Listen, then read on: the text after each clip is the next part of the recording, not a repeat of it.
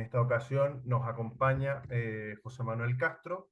Él es historiador académico de la Universidad de San Sebastián, donde coordina a partir de este año la historia de Chile 1960-2010. Es estudiante de doctorado en la Universidad de Londres y licenciado en Magíster en Historia de la Universidad Católica. Autor de diversas publicaciones sobre Jaime Guzmán, entre otros temas de historia política de Chile del siglo XX. Muchas gracias, José Manuel. Bueno, muchas gracias, José Tomás, y muchas gracias a todos por participar en esta sesión. ¿Se escucha bien? Yo escucho bien. Bien, Sí, no hay problema de audio. muy bueno. Eh, Quería compartir un PowerPoint, entonces necesito el acceso. Listo. Muy bien.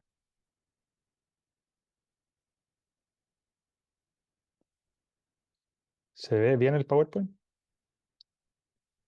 Sí, ok. Bueno, reiterar los agradecimientos tanto a José Tomás como a Gonzalo y al Foro Republicano en general por invitarme a exponer esta última charla de este ciclo sobre el auge y la caída de la democracia cristiana. Hoy día, como comentaba José Tomás, veremos en este último capítulo una charla titulada La DC en los gobiernos de la concertación. Se trata de un periodo importante en la historia de la democracia cristiana, en que un partido de larga trayectoria, como fue la DC, pasó a ser durante la década de los 90 un protagonista del desarrollo político de Chile entre 1990 y el año 2000, para pasar desde entonces a una progresiva, gradual y sostenida crisis que se proyecta hasta la actualidad. Entonces, en ese marco, la principal pregunta que vamos a intentar responder en esta charla es cómo se explica el auge y la crisis de la democracia cristiana desde los años 90 hasta la actualidad. Adelantando una posible respuesta a esa pregunta sobre cómo se explica este auge y la crisis de la democracia cristiana en los últimos 30 años de la historia de Chile, uno puede apreciar que hay una crisis relacionada con distintos factores. En primer lugar, ha habido una crisis de liderazgos. En segundo lugar, ha habido una crisis de identidad relacionada con las ideas de la democracia cristiana. Y luego también mi impresión es que la democracia cristiana ha errado en el camino, y es parte de la explicación de la crisis, su estrategia política. Y estos tres elementos, el liderazgo demócrata cristiano y sus eh, líderes internos, la cuestión de la identidad o el ideario demócrata cristiano y la cuestión sobre la estrategia política confluyen en un punto central, en una cuestión más de fondo, que es básicamente que la democracia cristiana fue perdiendo sostenidamente su proyecto político, su razón de existir. Entonces, a lo largo de esta charla veremos cómo se produjo históricamente ese proceso de crisis. Al igual que la sesión anterior, vamos a organizar esta sesión en 4 puntos.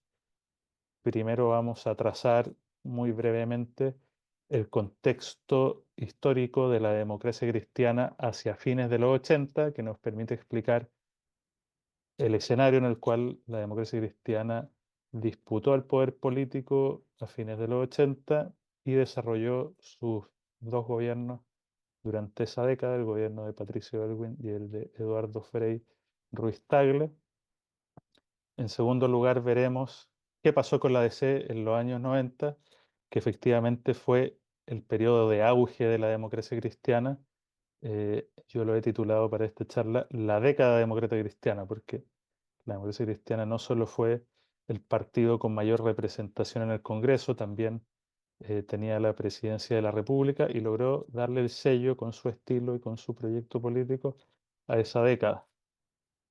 En tercer lugar, ya nos adentramos en los años 2000 en adelante. ¿Qué pasó con la democracia cristiana bajo los gobiernos de Lagos? bajo el gobierno de Lagos en un primer lugar, luego bajo los dos gobiernos de Bachelet.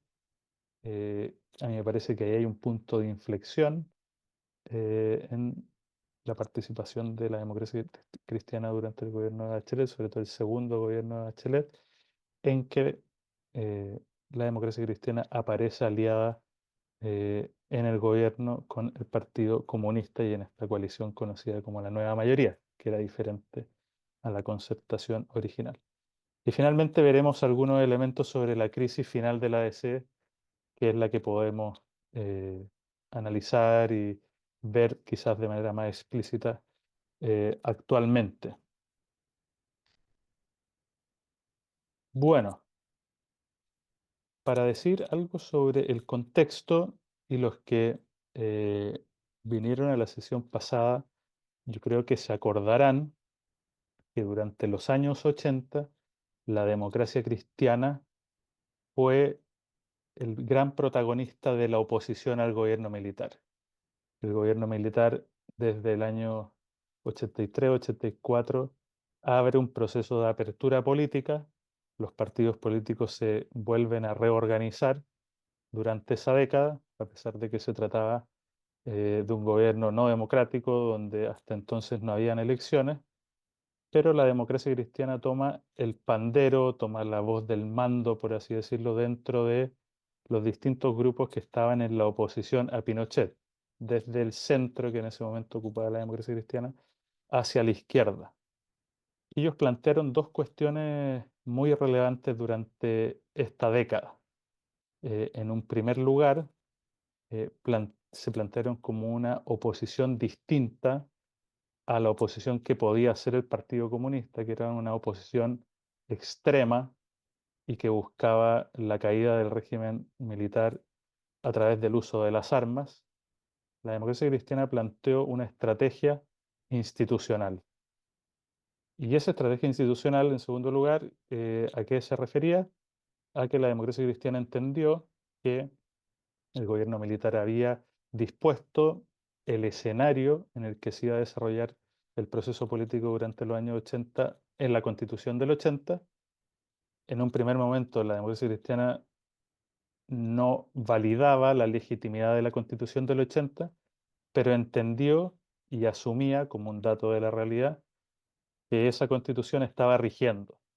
Entonces, en lugar de plantear el reemplazo de la Constitución o la caída de Pinochet, como lo anticipaba el Partido Comunista, entendió que la transición a la democracia tenía que ser una transición pactada con el gobierno militar. Se produce el plebiscito del 88, Pinochet pierde ese plebiscito, la democracia cristiana, como había sido la protagonista de la década en cuanto a su rol de liderazgo en la oposición, entiende que ella es la punta de lanza de este esfuerzo colectivo que se dio en la oposición a Pinochet, en lo que se conoció entonces como la concertación de partidos por el no, y entendía que tenía que haber una estrategia de moderación con tal de atraer a amplios sectores de la sociedad en esta oposición a Pinochet. Tras la victoria del no en el plebiscito, quedó la democracia cristiana como en la primera fila de la oposición a Pinochet y desde 1900, bueno, desde la misma elección, desde el mismo plebiscito en adelante, Patricio Elwin asumió el liderazgo del partido para ser elegido posteriormente en la elección presidencial de 1989 como presidente de la República, convirtiéndose en el primer presidente electo después de el régimen militar. Entonces tenemos que la democracia cristiana jugó un papel clave en la transición a la democracia con la oposición al gobierno militar, pero entendiendo que su estrategia tenía que ser una estrategia de moderación en comparación con la estrategia que en ese momento establecía el Partido Comunista. La democracia cristiana desde muy temprano, también lo vimos en la clase anterior, se había distinguido del Partido Comunista no solo en la estrategia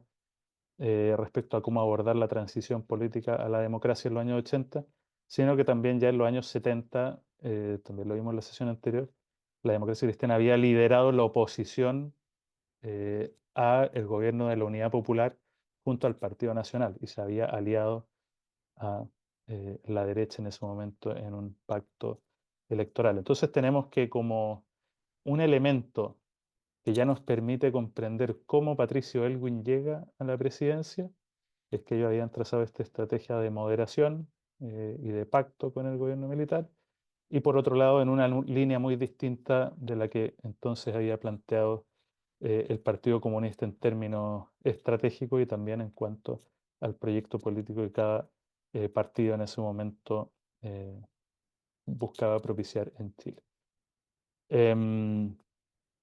A mí me parece que esos elementos son la clave de no solo el origen de Patricio Aylwin como presidente, sino también del despliegue político de Chile durante esta década. Bueno, entonces tenemos como segundo punto los años 90, la década demócrata cristiana. ¿Quién era Patricio Aylwin? Bueno, lo hemos visto hasta acá, pero hagamos un breve repaso a su biografía. Era un abogado de la Universidad de Chile. Había sido, antes del gobierno de la Unidad Popular, un destacado político de la democracia cristiana, senador desde 1965, y durante el gobierno de la Unidad Popular había liderado la oposición a Allende, incluso como presidente del partido. En la oposición a Pinochet había liderado en primer lugar la Alianza Democrática y luego la concertación de partidos por el no y más tarde la concertación de partidos por la democracia. En términos ideológicos, una cosa muy interesante que nosotros podemos notar en este momento es que Patricio Aylwin nota que el ideario con el cual el gobierno suyo iba ciertamente a ejercerse, el ideario con el cual él iba a gobernar, no significaba necesariamente una ruptura total con el gobierno militar. Y mi impresión es que él privilegió una continuidad. La Constitución del 80, por un lado, en el plano político, se había reformado en 1989. Él gobernó bajo el paraguas de esa Constitución, la Constitución heredada del régimen militar. Y por otro lado, en el plano económico, el gobierno militar había establecido un nuevo sistema muy distinto al anterior que había conocido Chile en la segunda mitad del siglo XX. Y en este momento Chile tenía una institucionalidad que enfatizaba la libertad económica, el libre mercado, muy distinto al proteccionismo estatal que había preponderado en Chile a mediados del siglo XX. Patricio Aylwin entendió que su gobierno debía, en algún sentido, hacer una síntesis entre estos dos elementos, entre la democracia política heredada del gobierno militar y la constitución que ya había sido ratificada en el plebiscito de 1989, y por otro lado el régimen de libertad económica, también heredado del gobierno militar. Y esta síntesis de democracia política y liberalismo económico o libre mercado fueron los dos pilares en los cuales el gobierno de Patricio Aylwin apoyó su gestión, apoyó, digámoslo así, ideológicamente su gobierno. Entonces, en materia política, lo que Aylwin quiso hacer fue consolidar la democracia. Si él había heredado una democracia que provenía de un gobierno militar, él tenía que, en los hechos, consolidar esa democracia y darle viabilidad a la Constitución de 1980. Entonces, él, por ejemplo, tenía un mandato de 4 años entre 1990 y 1994.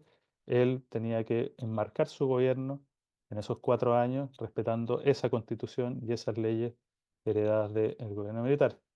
Y en materia económica, una cuestión muy interesante que también aquí surge, la segunda mitad de los años 80, ya hacia el final del gobierno militar, el crecimiento económico de Chile empezó a ser manifestación del éxito del modelo económico que había establecido la Junta de Gobierno en Chile.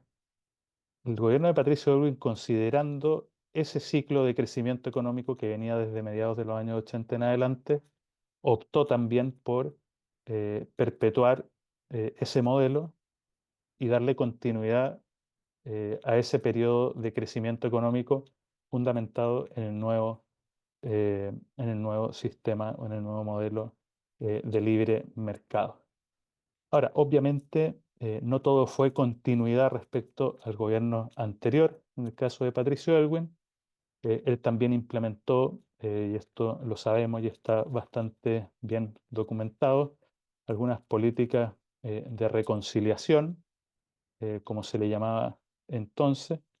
Él impulsó, por ejemplo, la creación de la Comisión Nacional de Verdad y Reconciliación, conocida como la Comisión RETIC, creada en 1990 para conocer los hechos de violación de derechos humanos durante el gobierno militar. Posteriormente, el presidente Erwin pide perdón en nombre de la nación a los chilenos por esas cuestiones y establece una serie de medidas compensatorias para los familiares que habían sido víctimas de estos atropellos.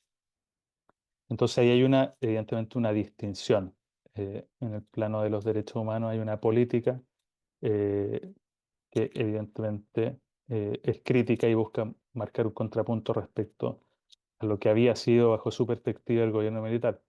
Ahora, también, junto con eso, la democracia cristiana debió enfrentar de algún modo el escenario del terrorismo que también venía escalando en Chile desde los años 80, a pesar de que la democracia había llegado, habían grupos terroristas que seguían operando en Chile, como el Frente Patriótico Manuel Rodríguez, quienes fueron los autores de un magnicidio, como fue el asesinato del senador Jaime Guzmán, primer político asesinado en este ciclo político que parte en 1990, primero y único, en abril de 1991, y también fueron autores de secuestros, el que se me viene a la mente ahora es el secuestro de el hijo de Agustín Edwards, del dueño del Mercurio, también en torno a estos años. Entonces, la democracia cristiana en esta época estaba un poco entre la espada y la pared. Por un lado, buscaba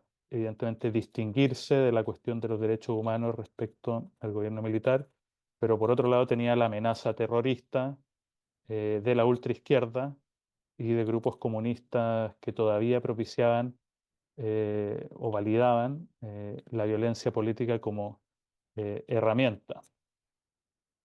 Em, eso, Esos yo diría que fueron como las tres áreas de el desarrollo político del gobierno de Elwin. En materia política, continuar la democracia, intentar hacerle algunas reformas a la Constitución. Por ejemplo, el asesinato de Guzmán se dio porque en ese momento en el Congreso se votaba una ley, una reforma constitucional para habilitar el indulto presidencial eh, a terroristas que en ese momento estaban presos.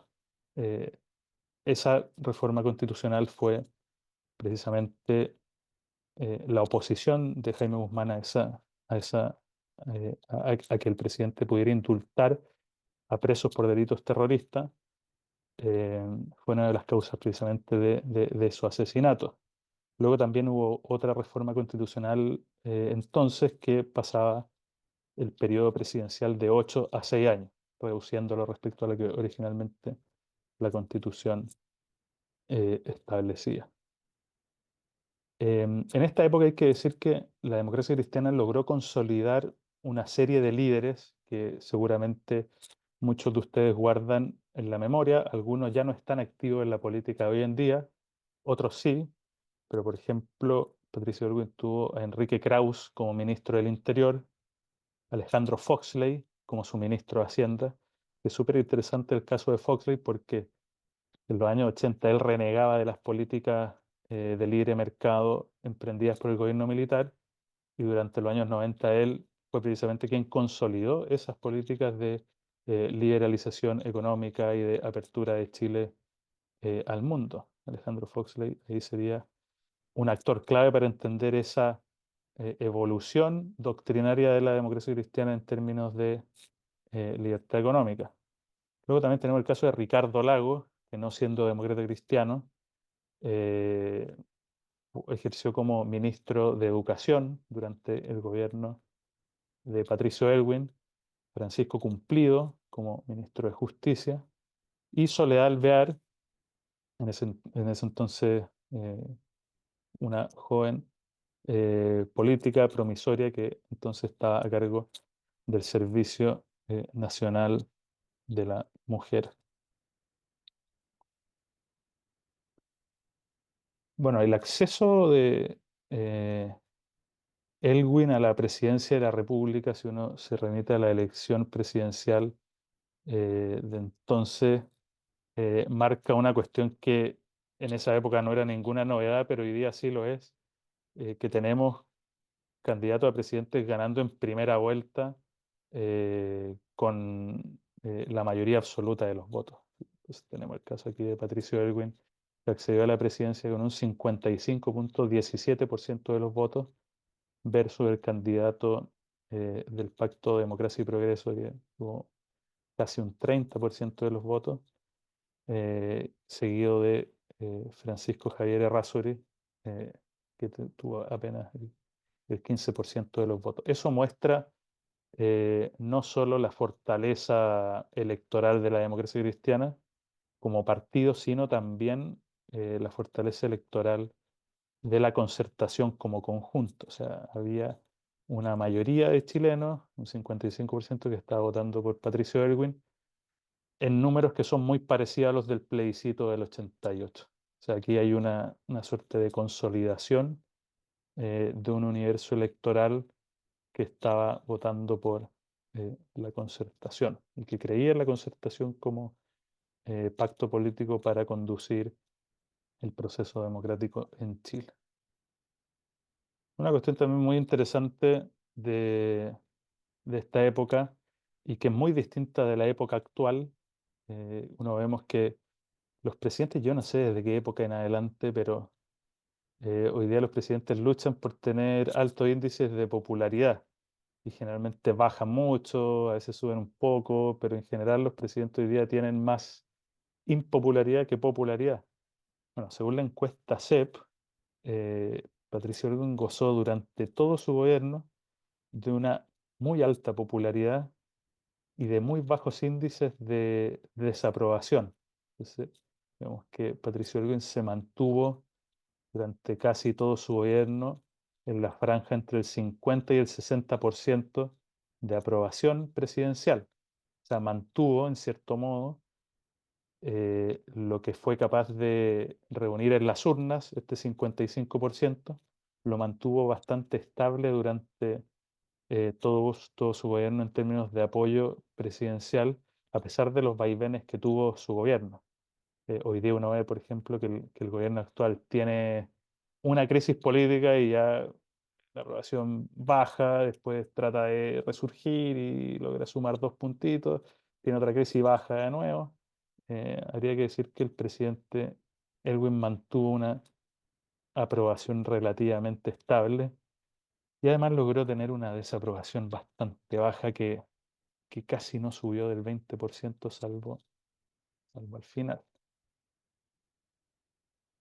Bueno, y luego tenemos el segundo gobierno de la Concertación en esta, perdón, de la democracia cristiana en esta década demócrata cristiana, con el gobierno de el presidente, el presidente Eduardo Frei.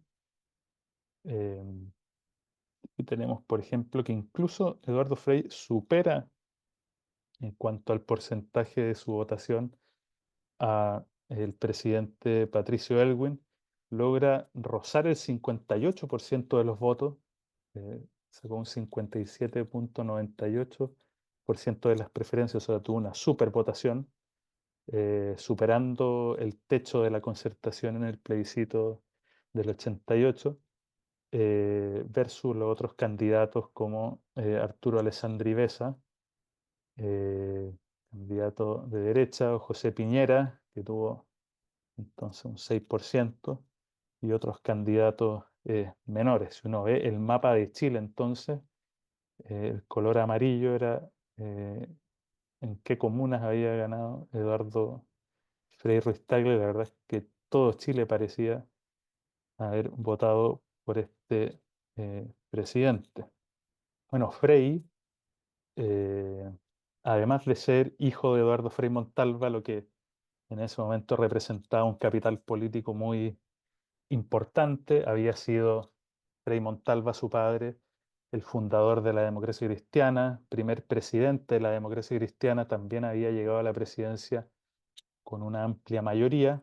Entonces, en cierto modo, la marca Frei era una marca súper potente, no solo en la interna del Partido Demócrata Cristiano, sino también en Chile a un nivel más transversal. Ahora, él tiene un perfil político distinto al de Elwin. No era abogado, era ingeniero civil de la Universidad de Chile. Había sido senador eh, el- desde la elección de 1989 con el retorno a la democracia, y luego de ser presidente ejerció como senador vitalicio y posteriormente fue elegido como senador, o sea, se mantuvo políticamente activo. Era el cuarto hijo de Eduardo Frei Montalva, y en algún sentido él recogió, se sentía capacitado para recoger su legado. Em, para la elección presidencial de entonces hubo una primaria en los partidos de la Concertación, y Frei se impuso en esa primaria sobre Ricardo Lagos, nada menos, o sea, el que había sido otro de los protagonistas de la oposición a Pinochet. Está la típica imagen, ¿cierto?, del dedo de Lagos. Bueno, Frei se impuso en esta primaria de la Concertación con un 60% de los votos, o sea, era electoralmente un candidato súper, súper potente.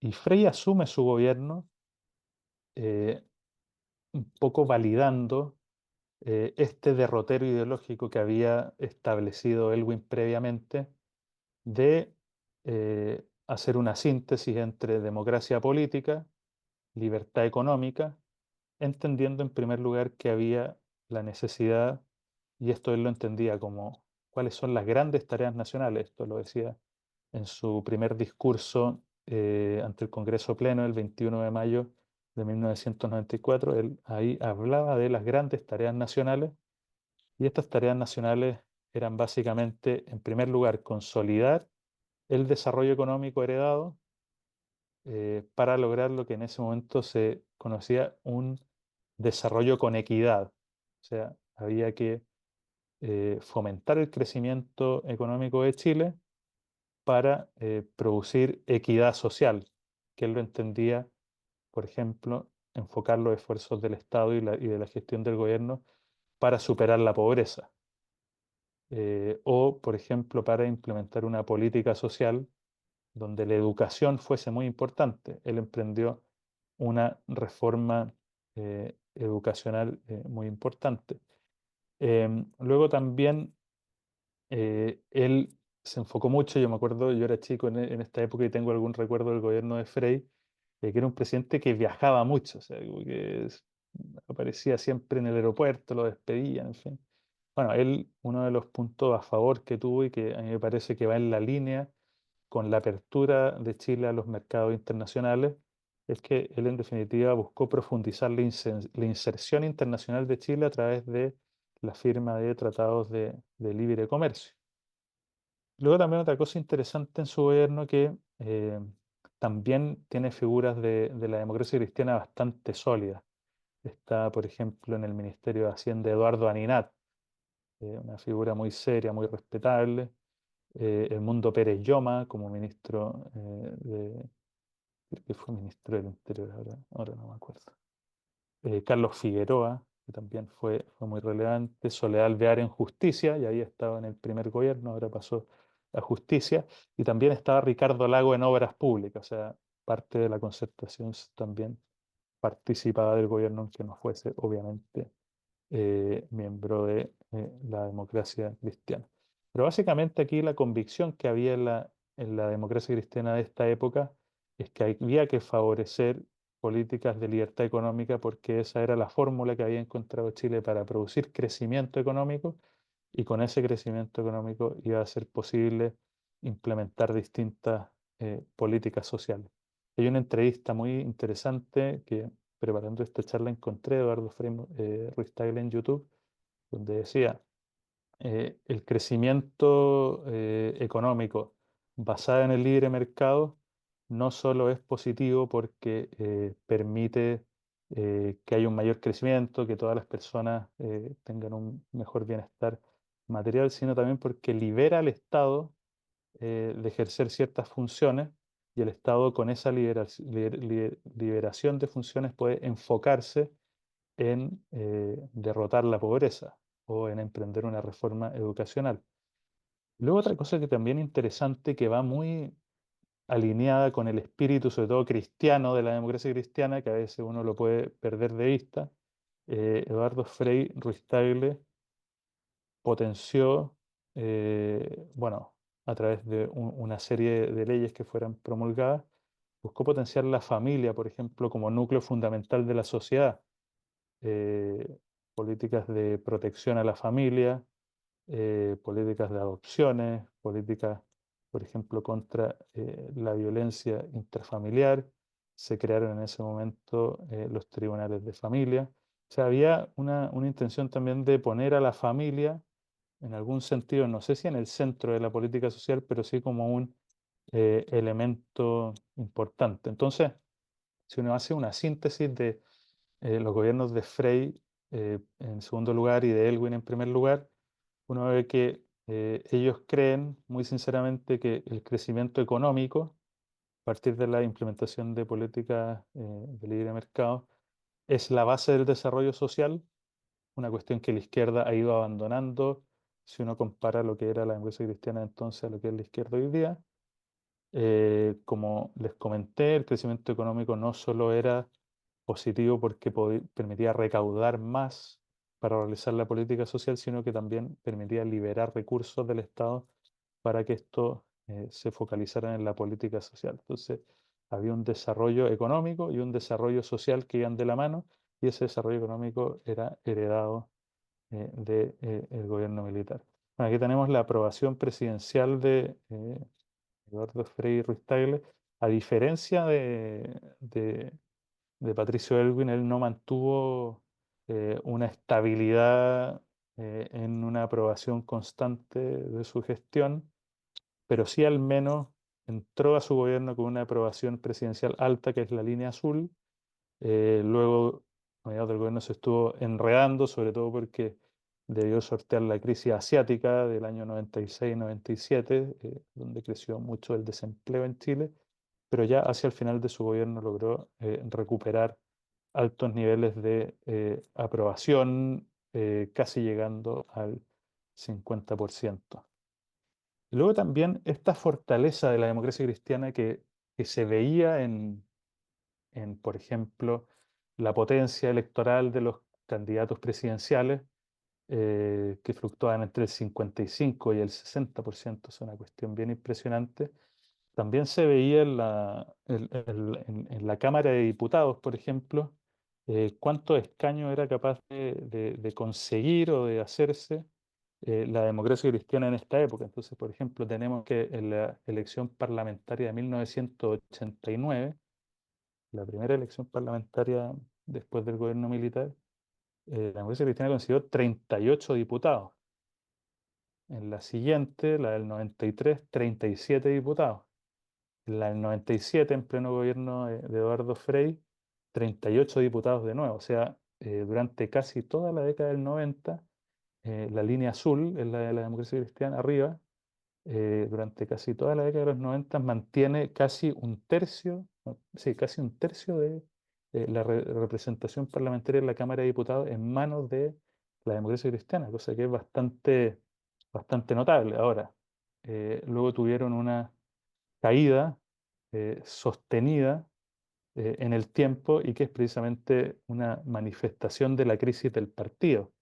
En la elección del 2001 pasan de 38 diputados que tenían en la elección previa a 23. Luego, en la elección del 2005, siguen bajando a 20 diputados. La elección siguiente, 19 diputados. Y en la elección del 2013, suben un poquito aquí, la línea azul, nuevamente a 21 diputados. Para posteriormente, desde el 2013, entrar en una franca decadencia, consiguiendo en la elección del 2017 14 diputados solamente, y posteriormente en la última elección parlamentaria del 2021, 8 diputados. O sea, un partido que al menos electoralmente se ha visto muy mermado, pasando en 1989 de 38 diputados, casi un tercio de la Cámara, a tener hoy día 8 diputados como representantes. O sea, una baja o sea, lograron mantener un partido con mucha representación parlamentaria en los años 90 y luego una baja sostenida. Luego aquí otros elementos de lo que conversábamos hace un rato sobre el crecimiento económico de Chile medido por el crecimiento del PIB. Uno ve que en 1985 se produce una primera alza entre el 85 y el 90 del PIB, que se encumbra hasta el 10% casi en 1990. Luego Patricio Elwin, entre 1990 y 1994, tuvo un alza del producto, del porcentaje del Producto Interno Bruto notable, sobrepasando incluso el 10%. Es verdad que luego baja durante su gobierno, pero el punto más bajo está en torno al 5%, o sea, el 5% de crecimiento es una brutalidad. De nuevo, si uno lo compara con el Chile de hoy, si uno ve el año 2020, cómo fue el crecimiento hacia la derecha del gráfico, la verdad es que digamos, el contraste es una brutalidad. Y luego tenemos el gobierno de Frei desde el 94 en adelante hasta el año 2000, que también se mantuvo entre el 4% primero, entre el 5%, luego sube casi al 9%, luego al 7%, baja un poco al 4% y luego producto de la crisis asiática, de nuevo baja, pero luego rápidamente se recupera, bordeando el 5% de crecimiento el año 2000. O sea, ellos encontraron la fórmula con la que Chile, a pesar de los vaivenes internacionales y la crisis internacionales, pudiera tener en el tiempo unos porcentajes de crecimiento económico bastante robustos. Y ese era el eje de la política, económica y social de los gobiernos de la democracia cristiana. Entonces, después de esta década de democracia cristiana, bueno, aquí tenemos, casi se me olvida comentarlo, este gráfico sobre la reducción de la pobreza.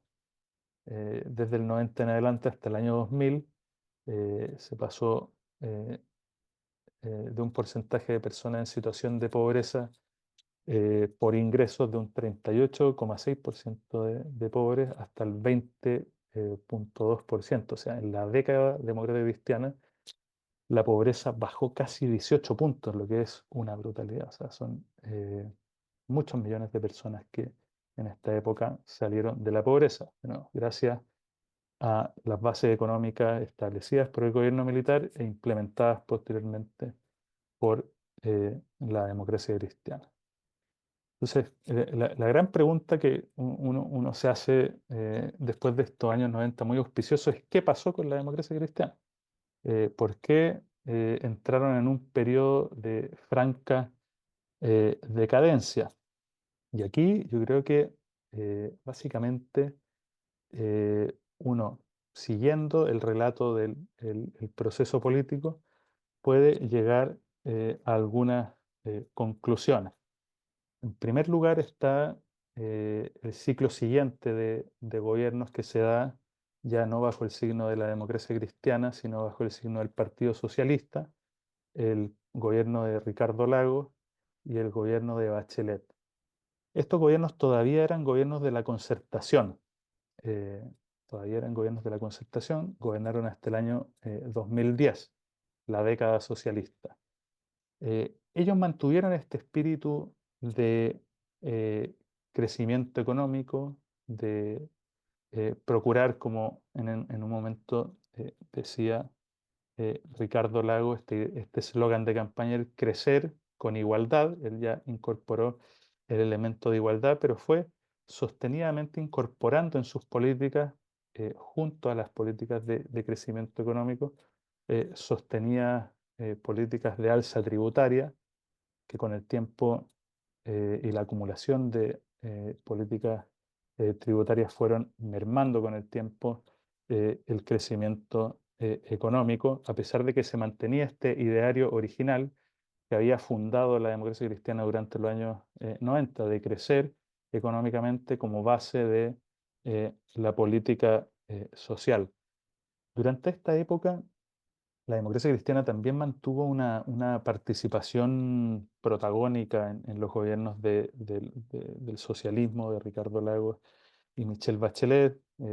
Soledad Alvear fue una figura destacada, Mariana Elwin en educación, Claudio Rego, ahora candidato a gobernador, un viejo político, estaba a cargo de la cartera de vivienda, Andrés Saldívar, Belisario Velasco, o sea, eran personajes del riñón de la democracia cristiana. Alejandro Foxley fue ministro de Relaciones Exteriores de Bachelet. Em, Otra cuestión que también es relevante, además de esta política de mantener esta idea de crecimiento económico, aunque empezó a haber una introducción progresiva de una noción estatista de la política durante estos gobiernos de Lagos y de Bachelet. A pesar de eso se hacen tratados de libre comercio, se inauguran las políticas de concesiones, las concesiones de carreteras, de autopistas, que hicieron también tan famoso a Ricardo Lagos. Una cuestión bien interesante, además de estas políticas, está la agenda valórica. En esta época se comienza a debatir, en los años 90 no eran temas que fueran prioridad en la agenda política en Chile, cuestiones como el divorcio. Posteriormente se discutía sobre las políticas de lo que hoy día se denomina como derechos sexuales y reproductivos, entre comillas. Se debatía eh, la píldora del día después, por ejemplo, y otro tipo de políticas que, por ejemplo, más recientemente tenemos las políticas de uniones de hecho. Y sostenidamente la democracia cristiana en ese tipo de medidas fue desperfilando, digámoslo así, su ideario cristiano original y asumiendo las banderas ideológicas del progresismo. Y mi impresión es que durante esta época, durante la época de Lagos, de Bachelet, y especialmente durante el segundo gobierno de Bachelet, la democracia cristiana no fue capaz de marcar un contrapunto respecto a políticas que ya no eran o ya no era posible identificar como aquellas políticas que originalmente habían dado vida a la concertación. Políticas, por un lado, que progresivamente acentuaban una participación cada vez más excesiva del Estado respecto al rol que prioritariamente le cabía a la sociedad civil en el cumplimiento de distintas tareas sociales, pero por otro lado también la democracia cristiana fue abandonando un ideal genuinamente cristiano en su concepción de la política, abrazando las banderas del progresismo en los debates valóricos. Si uno ve, por ejemplo, el debate sobre el aborto en Chile, la democracia cristiana votó a favor del último debate sobre el aborto en tres causales, alineado con la izquierda y con los partidos progresistas de Chile. Entonces, en ese sentido, mi impresión, y esta es como yo diría una de las conclusiones que podrían explicar la decadencia de la democracia cristiana es que la democracia cristiana, si en un momento históricamente se identificó como un partido que buscaba, a veces de manera errónea, pero buscaba al menos ser un partido que manifestaba una inspiración cristiana en la política, ese conjunto de ideas, esa doctrina original, esa voluntad de ser una alternativa entre el comunismo y el liberalismo, como lo había sido a mediados del siglo XX, esa cuestión se empezó a perder desde, desde el gobierno de Lagos Bachelet y progresivamente en el segundo gobierno de eh, Michelle Bachelet. Entonces tenemos acá una situación que es la situación actual de la democracia cristiana, que es una situación relativamente crítica, no solo por la cuestión electoral que vimos en las láminas anteriores, sino también porque hay una suerte de pérdida de un ideario, del ideario democrático cristiano, un abandono de los principios originales que habían en algún momento inspirado a muchas personas a apoyar a la democracia cristiana. Chile, a mediados del siglo XX, había sido un país mayoritariamente católico. Los católicos votaban por partidos católicos y ese etos cristiano, la democracia cristiana, lo perdió progresivamente al no representar esa alternativa cristiana en los debates políticos y económicos, precisamente en los temas valóricos. Luego también no han existido líderes comparables a lo que podría haber sido un Patricio Elwin o un Eduardo Frei Ruiz Tagle. Ha habido un recambio generacional que desde mi perspectiva ha estado al debe, no solo porque Patricio Elwin y Eduardo Frei son figuras muy grandes de la democracia cristiana en comparación con los demócratas cristianos actuales, sino también porque hay un estilo de hacer política distinto. Hoy día cunde el faccionalismo, cunde la fragmentación política, en circunstancias que Elwin y Frey apostaban por la unidad del partido, incluso por la unidad de la concertación. Hoy día lo que uno ve en la política, no solo en la democracia cristiana, pero en la política en general, especialmente en la izquierda chilena, es que cunde el faccionalismo. Y luego mi impresión es que en términos de estrategia política, el gran punto de inflexión de la democracia cristiana fue sumarse al gobierno de la nueva mayoría de Michelle Bachelet, el segundo gobierno de Bachelet, apareciendo en pacto con el Partido Comunista, lo que significó que la democracia cristiana perdiera credibilidad respecto a su posición histórica que había sostenido respecto al Partido Comunista como una alternativa opuesta al Partido Comunista, como una alternativa que incluso combatía al comunismo. Bueno, el gobierno de Michelle Bachelet aparecía como un aliado del comunismo y muchos demócratas cristianos, militantes de base, empezaron a abandonar el partido viendo que la democracia cristiana erraba en su estrategia política y no solo pasó a ser aliado del Partido Comunista, sino también de fuerzas de ultraizquierda. Hubo, a pesar de este escenario crítico, algunos intentos de reacción en la interna del partido.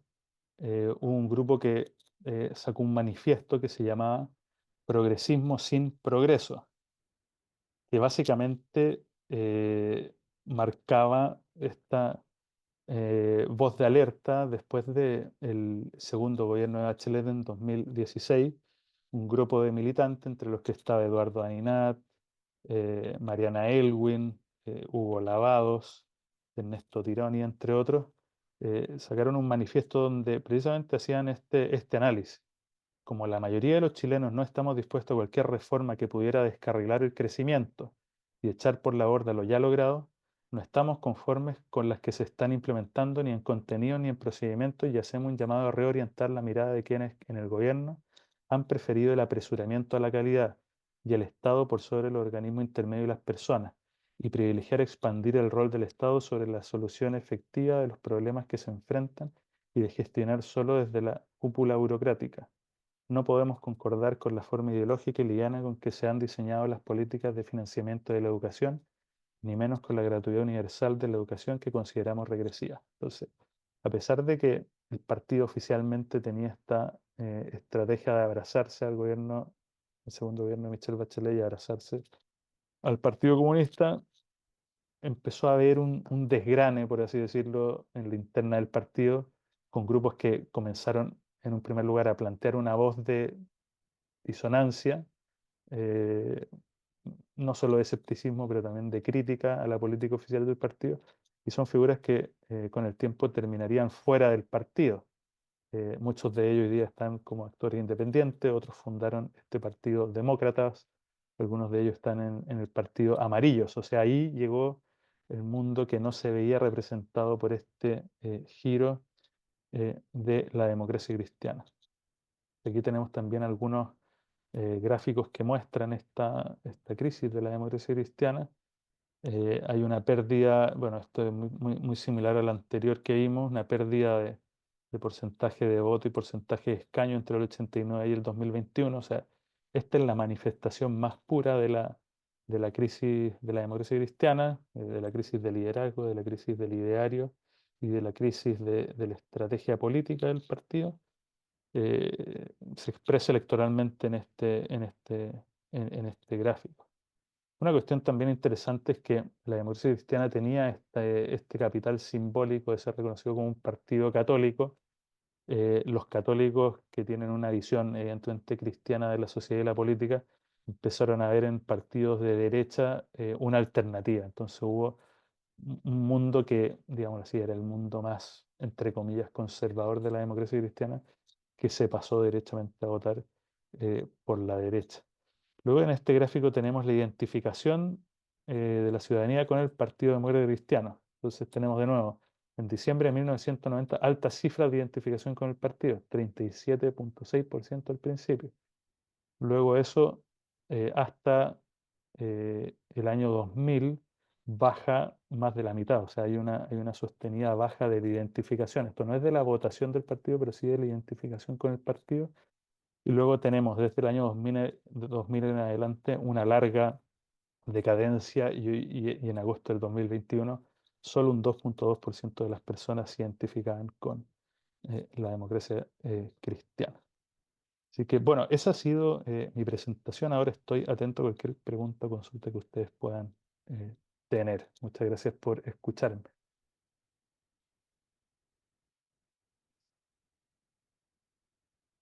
Muchas gracias, José Manuel, por tu interesante presentación.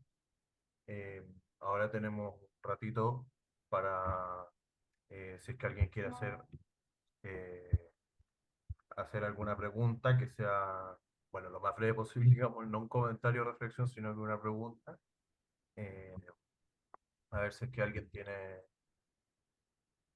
alguna pregunta. Patricio tiene la mano levantada. Bueno, gracias, José Manuel, por la presentación, todo muy clarificadora, en verdad.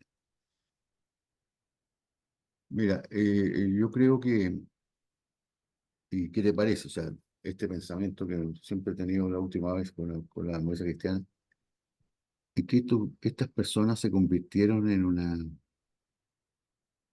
¿cómo tiene un nombre, digamos? De que buscan el cargo, ¿eh?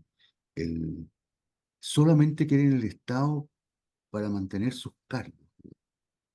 No así que al país le vaya bien, ni esa visión, aunque toda la clase política la tienen, pero ellos, en forma especial, siempre han perseguido eso, ¿ya?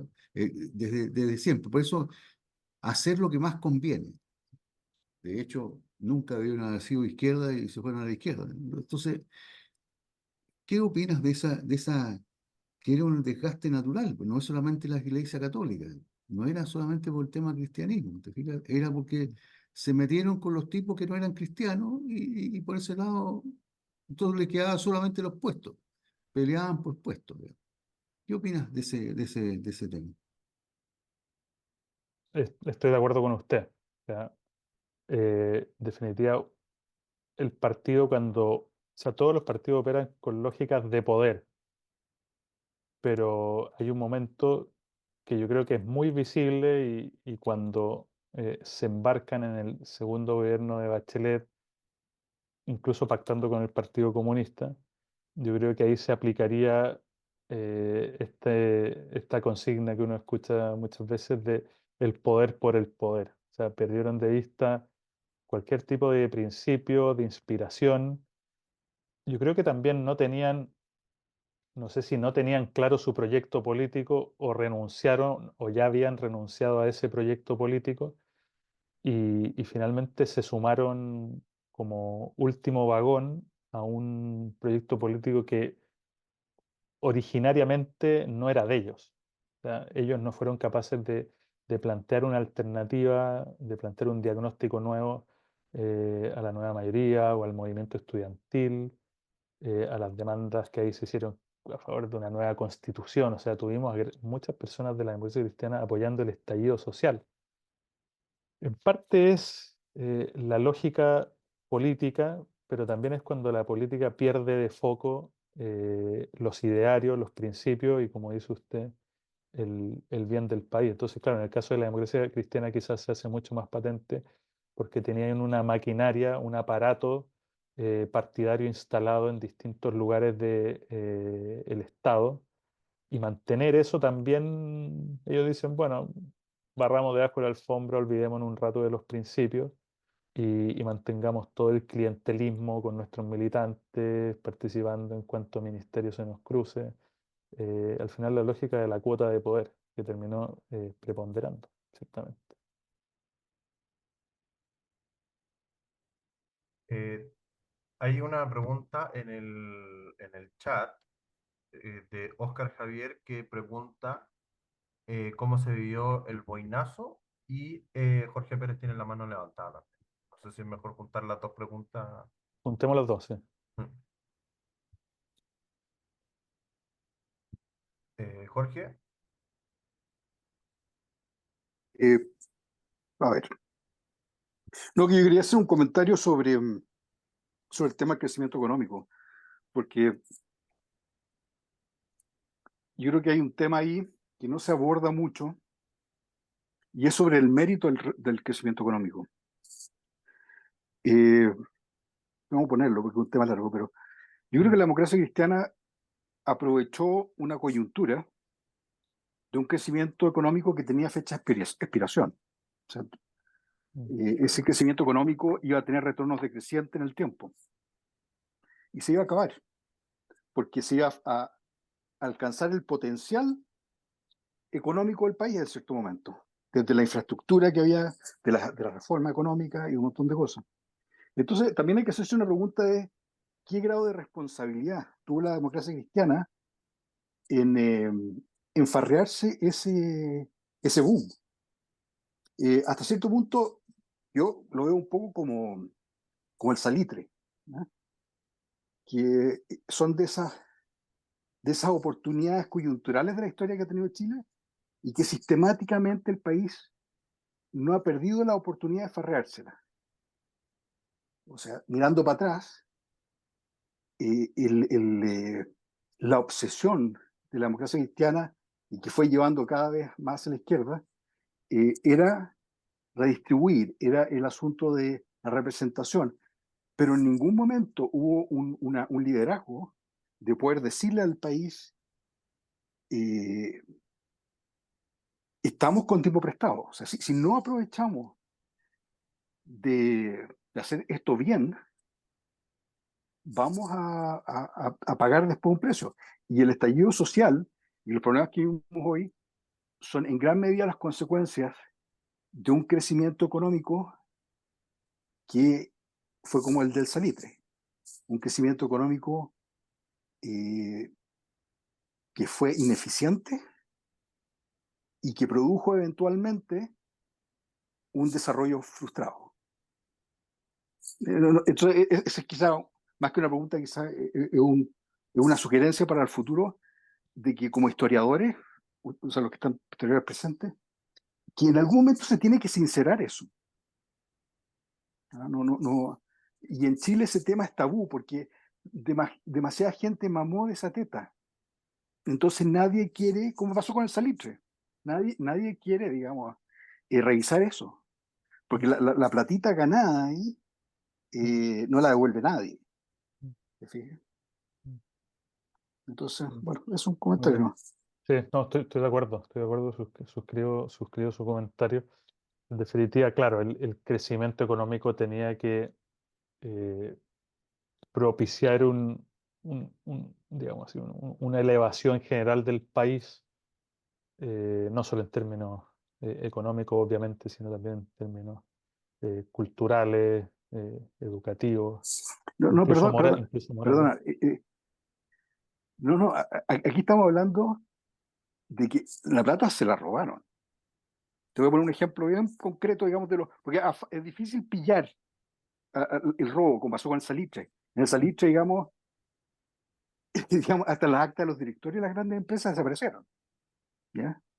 Pero aquí, te pongo un ejemplo, el cierre del aeropuerto de Cerrillo. Para mí, yo en ese tiempo estaba viviendo en Estados Unidos, y cuando lo escuché no lo podía creer, que por un negocio inmobiliario Mm, se iba a sacrificar la única posibilidad histórica que Santiago iba a tener de tener un aeropuerto central en la ciudad. Pero la corrupción fue tan fuerte, fue tan grande, estaban todos tan mojados, mm, que simplemente se siguió adelante. Y nadie, el amiguismo y un montón de cosas, nadie encaró la situación. Y la gente que estuvo involucrada ahí están resucitados, ¿te fijas? Políticamente, mm, en la derecha. mm, Entonces, el problema, no, o sea, te la podéis cagar una vez, pero no dos, tres veces. ¿Ah? Y aquí con lo que pasó, lo que hizo el gobierno militar fue crear las condiciones, en el fondo, para tener una explosión que iba a durar una cantidad de tiempo limitado. ¿Ya? mm, Y después de eso, después de ese ahorro, había que tener un plan B para seguir más adelante. mm. Aquí hubo un farreo, se farrió ese potencial, o sea, y fue corrupción. Yo, digamos, tengo, digamos, muchos parientes y conocidos, eh, y yo no lo, digamos, no lo voy a encarar, digamos, personalmente, digamos, eh, pero están bien hoy, están bien. Pero las externalidades sociales que generó el que ellos estuvieran bien hoy fue que el país no solucionó problemas graves, ¿ah? Como no se solucionó la cuestión social con el salitre. O sea, el Partido Comunista nació en Chile del farreo con el salitre. El estallido social y el Partido Comunista tienen mucho tiempo para adelante de vida en Chile, pero mucho tiempo. O sea, no han visto nada de lo que viene. Tienen el tiempo a su favor, tienen la materia prima a su favor. El país, de hecho, hasta cierto punto habla bien de Chile, que Chile, digamos, a pesar de todo lo que se ha hecho, todavía nos mantenemos en pie, digamos. ¿Ah? Porque se ha hecho todo lo posible para entregarles el país a un descriteriado. O sea, totalmente, que esté dispuesto a totalmente hipotecar el país. ¿Ah? Mm, Y, o mm. sea, tenemos a Boric, pero Boric no es Maduro, digo. Sí, sí. Ya, Bueno, entonces, muchas gracias, ¿no? Muy lúcido comentario y me voy con tarea para la casa de escribir la historia de la corrupción en Chile desde los 90 hasta la actualidad. Hablando de corrupción, no sé si alcanzamos, eh, pero yo tenía una pregunta respecto del qué tanto influyó el Carmengate en que fuera electo él y no Gabriel Valdés. Recuérdame que es el Carmen Gate. Es que en la primaria de la democracia cristiana, antes de la elección presidencial del 89, perdón, supuestamente hubo un caso de fraude que se adulteraron los padrones Ya, no lo por tenía, a no lo favor de él. tenía en mi registro, no lo tenía en mi registro, así que lo sumo. Me voy con doble tarea para la casa, el Carmen Gata y la corrupción. Y sobre la pregunta del boinazo, en definitiva, eso responde a las lógicas de fricción que hubo entre el gobierno, y sobre todo el gobierno de Elwin, no tanto el gobierno de Frey, con el mundo militar. En definitiva, aquí la tesis, ¿cierto?, que se explica es que incluso habiéndose cerrado el gobierno militar, había un ejército muy fuerte que por distintos medios se oponía a distintas situaciones que el gobierno de Patricio Aylwin planteaba. Entonces aquí el escenario que se daba era una disputa, una pugna entre el poder político y el poder militar, que con el tiempo la concertación y sobre todo el gobierno de Ricardo Lagos con las reformas constitucionales buscarían, en definitiva, afirmar la hegemonía del poder civil sobre el poder militar, pero se entiende en esa lógica un poco de, digamos así, de segunda transición o de los legados en democracia de esta presencia militar en la política. Y no sé si habrá más preguntas. Quizás Hay tenemos una tiempo para... pregunta en el chat respecto, pero yo no sé si hay antecedentes para esto, pero aquí dice si hay alguna estimación de cuántas tierras ganaron los líderes de la ADC con la reforma agraria. Eso no lo he leído. Yo creo que esa estimación no existe. No, no está estudiado ese tema. Yo he leído bastante de reforma agraria y no me he topado con eso, salvo lo que sí me he topado. No tengo el detalle aquí ahora, pero sí cuando había fondos de personas vinculadas a la democracia cristiana, retrasaban un poco el proceso de expropiación. O sea, Ya. habían ciertos mecanismos de nuevo, como de corrupción del sistema, Mm. de clientelismo y favoritismo que permitían dosificar la aplicación de la reforma agraria. Pero luego, ¿cuántos se vieron beneficiados? Eso no, O, los yo ca- no he visto registro. o el caso de, por ejemplo, el programa de promoción popular que al final se hizo como una red clientelar de la ADC en los campos, ¿no? Exacto, exacto. Mm. Bueno, yo creo que lo podemos dejar hasta acá, ¿o no? Bien, sí, súper. Sí. Muchas gracias, José Manuel, bueno, por tu presentación y por responder todas las preguntas, o casi todas las preguntas. Y muchas gracias a todos por su asistencia y participación en esta última sesión en el curso sobre la democracia cristiana. Eso, muchas gracias. Hasta luego, nos vemos.